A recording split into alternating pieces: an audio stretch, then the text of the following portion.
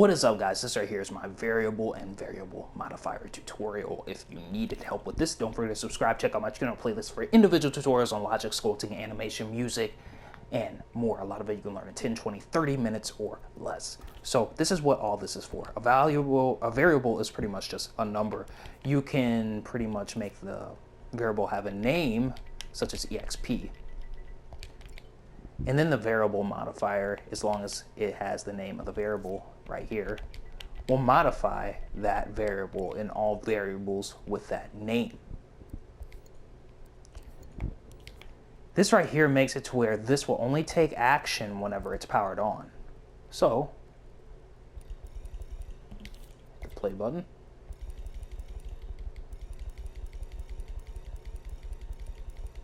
And that's why it does that. Continuous.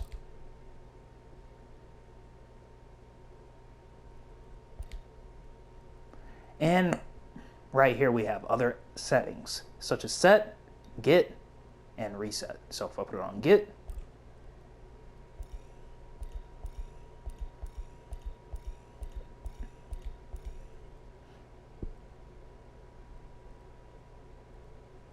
and if I get it on set, it'll set it to 3.80. Get, it should get a value.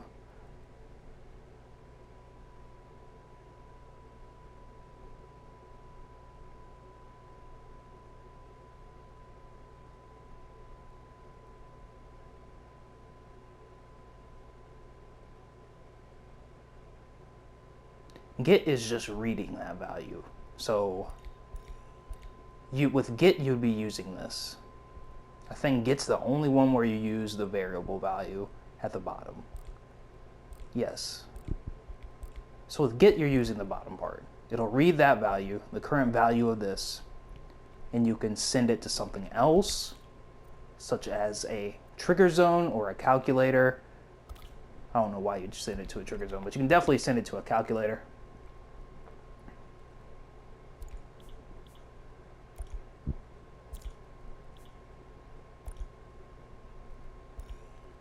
As long as it's powered on, and it won't work for anything else. So if we put it on plus again, then we put it on get, it now has it in the calculator. It now has that value in the calculator. And reset does exactly what you think it does. Resets. So this is how you can use variables. You can name variables names. Variable modifier, I mean, you can give it a name too, but it doesn't really matter what this name is. If you want to keep things organized, you can give things names. You can use variables as health bars. You can use it as score. Of course, if you use it as score, I don't think you would be able to use the setting to post score.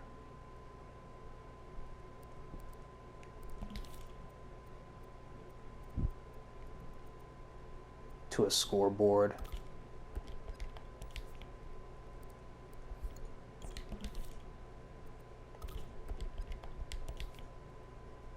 But it's pretty much the same thing, as you could see. I think the health manager is pretty similar too.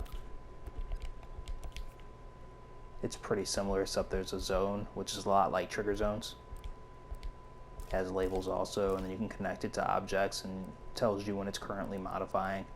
And then you can have that signal send to something else if you want to.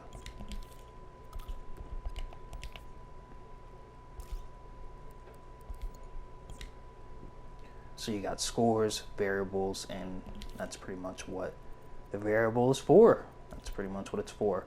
In combination with other things, you can make things happen, and you're pretty much just trying to make something happen. That's what variables are used for. So let's say you can only access an area at a level 50. You can use a variable modifier to pretty much make it to where with a calculator, in combination with a calculator, it doesn't send a result to open up that door unless you're a level 50. And the variable can pretty much, be used to determine that. So if you're a level 50, it can be set to get, and it'll say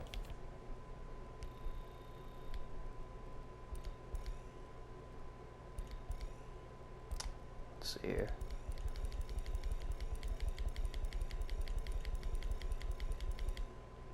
And it can tell this thing that you're a level 50.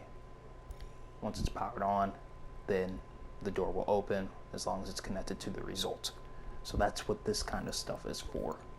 That's what this kind of stuff is for. It's good for cutscenes. It's good for all sorts of stuff. So use it as you want to. It can also power on timelines for animations, timelines for different music. That's also how you can use it also, by putting it into the bottom of a timeline. And then it'll only power on whenever the variable is the correct amount. Then there's an end trigger for it also for the timeline. So at the end of the timeline, you can make it to where your character moves again. If the character has a control center.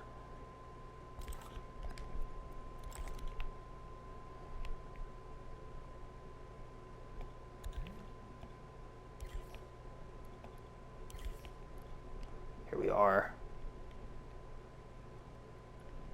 You can either set a keyframe down, or, you can make it to where something like that happens.